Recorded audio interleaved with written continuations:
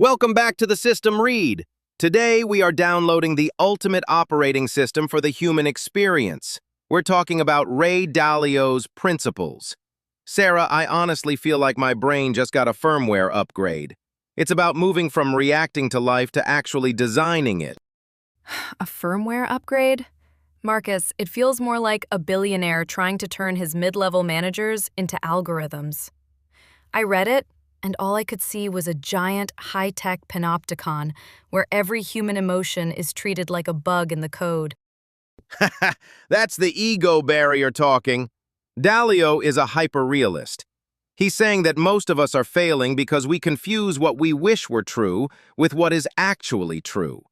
He defines principles as concepts that can be applied over and over in similar circumstances to achieve winning results. Think about it. Why leave your life to chance when you can have a repeatable framework? Because life isn't a hedge fund, Marcus. Dalio says reality plus dreams plus determination equals a successful life. That looks great on a whiteboard at Bridgewater Associates, but it ignores the messy, nonlinear reality of human psychology. He talks about the machine, viewing yourself as a designer looking down on a participant.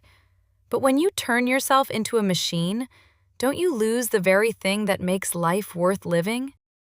No, you gain the freedom to actually achieve what you want.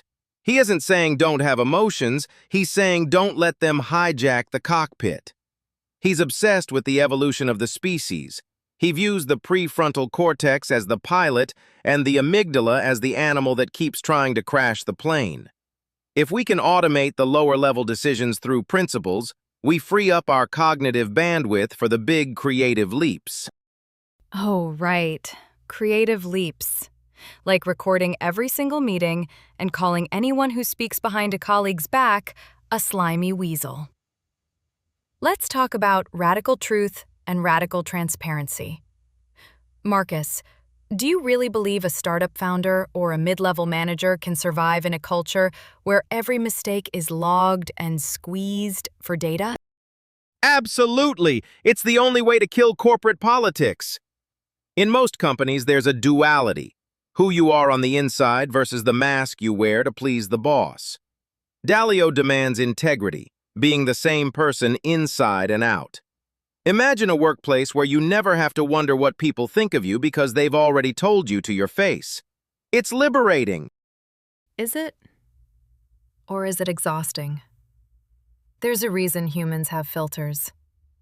Radical transparency sounds like a recipe for a toxic call-out culture on steroids. He says you have nothing to fear from truth. But in the real world, outside of a billionaire's firm, truth is often a weapon. If a junior analyst tells a senior partner their logic is flawed, are we really pretending there are no second-order consequences for that analyst's career? But that's the beauty of his believability-weighted decision-making. It's not a democracy where every opinion is equal, it's a meritocracy of ideas. You earn the right to have an opinion based on your track record. If the junior analyst has a higher believability score in a certain area, their voice should carry more weight. It's data-driven fairness. It takes the ego out of leadership failures. Believability scores? Marcus, we're talking about baseball cards for employees. Stats on their batting averages and errors. It sounds like Black Mirror. Who defines the metrics?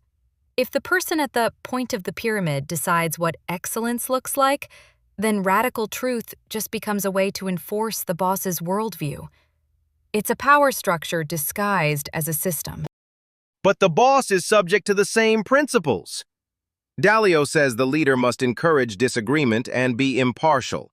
He literally clerked on the NYSE floor during the 1971 currency crisis. He's seen systems collapse because people were too afraid to look at the truth. His whole 5-step process, goals, problems, diagnosis, design, tasks, is about getting results, not exercising power. If the outcomes aren't meeting the goals, the machine is broken, and it's the leader's job to fix the design or the people. Let's look at step 2. Identify and don't tolerate problems. Dalio says pain plus reflection equals progress. He wants us to love our mistakes as gems embedded in puzzles.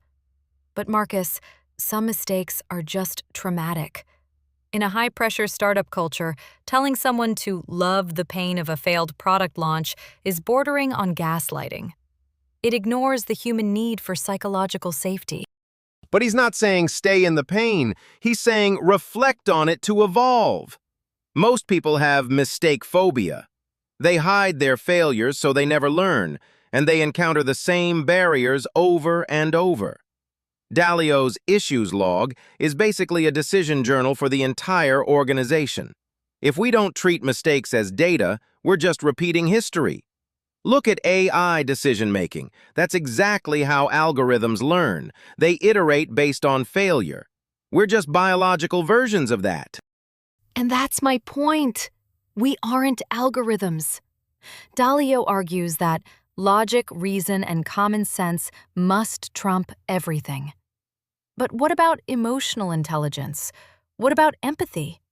He mentions that feelings are relevant, but only as realities to be handled sensibly. It feels like he's trying to build an organization where you can outsource judgment to a manual. Can you really systematize the click of a great relationship? He says you should systematize it. He's very clear. Hire right, because the penalties of hiring wrong are huge. He uses personality assessments to see how people are built differently, left-brained versus right-brained, detailed versus big picture. He's saying, don't put a 5'2" person as center on the basketball team. That's not being mean, that's being hyper-realistic so everyone can be in a position where they actually sparkle. It still feels like a billionaire's luxury. He can afford to fire himself and find a replacement because he has the resources. Most people don't have a machine to manage. They are the resource being used by someone else's machine. When Dalio says, by and large, you will get what you deserve, it feels like a way to justify the status quo of inequality. If you're struggling, it's because you didn't diagnose your life well enough? He admits luck plays a role, but he says over a large enough sample size, skill dominates. He grew up in a middle-class neighborhood, the son of a jazz musician. He wasn't born a billionaire. He built the machine by wrestling with reality. He's giving us the tools to do the same. This isn't just management. It's an evolution of how we think. He wants us to be independent thinkers who don't blindly follow the consensus. Independent thinkers who all follow the same 200-plus principles? Marcus, it's a paradox. He says, think for yourself, but then provides a procedures manual for how to breathe. It's like those social media influencers who tell you to be authentic by following their 10-step template for authenticity. He explicitly says, don't blindly follow. He wants us to stress test his principles against our own reality. If they don't work, discard them. But he's found that most problems are caused by violating these fundamental laws of nature. If you ignore gravity, you fall. If you ignore the law of diminishing returns in your career, you burn out. Why not learn the laws? Because some things aren't laws. They're choices. He views meaningful work and meaningful relationships as the ultimate goals. I agree with that. But his version of meaningful relationships is built on fighting for right and thrashing it out. That sounds like a constant state of combat. Is there no room for just being? For intuition? For a decision that feels right even if the expected value calculation says otherwise? Intuition is just subconscious pattern recognition. Dalio says experience creates internalization. A master skier doesn't recite instructions, they do it without thinking. Principles are how you train your intuition so that when you do act on a hunch, it's backed by a lifetime of quality data. He's not killing the human element, he's refining it. He's making us ninjas of adversity. A ninja who never talks behind someone's back and loves when people touch their nerves. It's a compelling vision, I'll give you that. But I look at modern corporations, the pressure of the gig economy, the rise of AI, and I fear a world where we're all just leveragers for some higher-level designer's goals. Dalio says, don't build the organization to fit the people, but build it to fit the goals. In that system, the individual is always secondary to the machine. But you are the designer of your own life. If you don't design your machine, you'll be a part in someone else's. That's the real choice. You can react to the river of time as it carries you toward encounters with reality, or you can learn to navigate. Dalio's principles are the map. Are they perfect? No. But as he says, the best we can hope for is highly probable. I'd rather bet on a highly probable system than a gut feeling and a prayer. Maybe, but I think I'll keep my ego barrier just a little bit longer. It's what reminds me I'm a person, not a data point in a believability matrix. I agree that we need to learn from mistakes, Marcus, but I think the reflection needs more room for human frailty. Not every gem needs to be polished into a management rule. Fair enough. But if you find yourself in a frog in the boiling water situation at work next week, don't say the principals didn't warn you. I'll just escalate it to my manager and see if he's a slimy weasel or a hyper-realist. That's the spirit. This has been the System Read.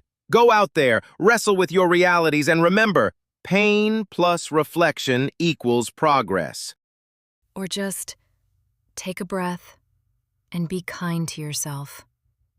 That's a principle too. Not in this book, it isn't. See you next time. Thank you for listening to this discussion on the System Read podcast. If you enjoyed this episode, please hit the like button and subscribe to ensure you don't miss our upcoming deep dives.